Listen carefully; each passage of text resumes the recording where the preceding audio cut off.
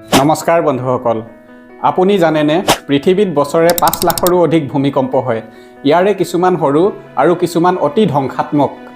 আমাৰ অসমতো সঘনাই ভূমিকম্প অনুভূত হৈ থাকে। 1897 আৰু 1950 চনত হোৱা ভূমিকম্প অতি ধ্বংসাত্মক আছিল।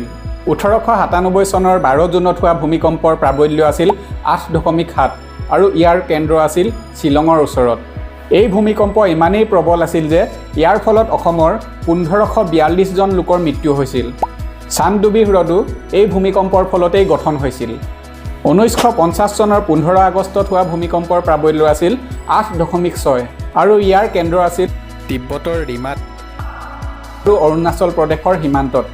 এই ভূমিকম্প 20 মিনিটলৈকে হৈ আছিল। এই ভূমিকম্পটো ইমানেই তীব্ৰ আছিল যে ইয়াৰ ফলত ব্ৰহ্মপুত্ৰৰ সুতিৰ পৰিৱৰ্তন হৈছিল, বহুতো দলং পথ আদি ডেমেজ হৈছিল আৰু 1500ৰো অধিক লোকৰ মৃত্যু হৈছিল।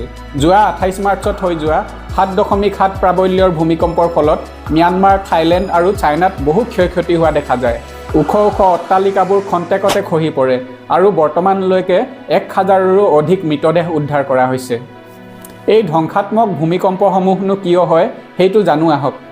পৃথিৱীৰ বিভিন্ন ঠাইত সঘনাই হৈ থকা ভূমিকম্পসমূহৰ মূল কাৰণ হ'ল ফলক বিৱৰ্তন। আমি বাস কৰা ভূপৃষ্ঠখন কেইবাখনো ফলকৰ সমষ্টি। ইয়াত 7খন মুখ্য ফলক আৰু কেইবাখনো সৰু সৰু ফলক আছে। এই ফলকসমূহৰ তলত আইৰণ, নিকেল, এলুমিনিয়াম, সিলিকন আদি অৰ্ধগলিত অৱস্থাত আছে। অৰ্থাৎ ফলকসমূহ এই অৰ্ধগলিত পদাৰ্থসমূহৰ ওপৰত উপঙি আছে। এই অৰ্ধগলিত পদাৰ্থসমূহ উত্তাপিত হৈ পাতল হয় আৰু পৃথিৱীৰ গভীৰতাৰ পৰা ওপৰলৈ গতি কৰে আৰু ওপৰলৈ গৈ যেতিয়া চেঁচা হয় আকৌ তললৈ নামি আহে।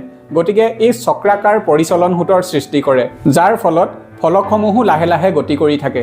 যেতিয়া দুখন কাষৰীয়া ফলকৰ গতিৰ ফলত ইয়াৰ সীমাত সংঘৰ্ষ হয় তেতিয়াই ভূমিকম্পৰ সূত্ৰপাত হয়।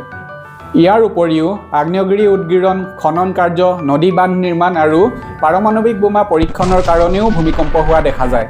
এতিয়া কথাটো হ'ল, অসমত কিয় সঘনাই ভূমিকম্প হৈ থাকে? ইয়াৰ মূল কাৰণ হ'ল অসম হিমালয়ৰ ভূমিকম্প বেল্টত অৱস্থিত, য'ত ভাৰতীয় ফলকখন উত্তৰ দিশলৈ গতি কৰি ইউৰেছিয়ান ফলকৰ সৈতে সংঘৰ্ষ হৈ থাকে। অসম আৰু অসমৰ কাষৰীয়া অঞ্চলত থকা ফল্ট জ'নসমূহো ভূমিকম্প হোৱাৰ আন এটা কাৰণ। ফলক বিৱৰ্তনৰ কাৰণে পৃথিৱীৰ খোলাটোৰ বিভিন্ন ঠাইত ভাঙন হৈ ফাট মেলে আৰু সেই ফাট মেলা অঞ্চলসমূহক ফল্ট জ'ন বুলি কোৱা হয়। এই ফল্ট জ'নসমূহত ফাটৰ দুয়োকাষে থকা পৃষ্ঠ দুখন উঠা নমা কৰাৰ ফলত বা সংঘৰ্ষ হোৱাৰ ফলতো ভূমিকম্প হোৱা দেখা যায়। অসমৰ কপিলী ফল্ট, অসম আৰু অৰুণাচলৰ সীমান্তৰ ফল্ট আৰু মেঘালয়ৰ ডাউকি ফল্টৰ কাৰণেও অসমত বহু সময়ত ভূমিকম্প হোৱা দেখা যায়। গতিকে এই কাৰণসমূহক লক্ষ্য কৰিলে দেখা যায় যে অসমত বৃহৎ ভূমিকম্প হোৱাৰ সম্ভাৱনা যথেষ্ট বেছি।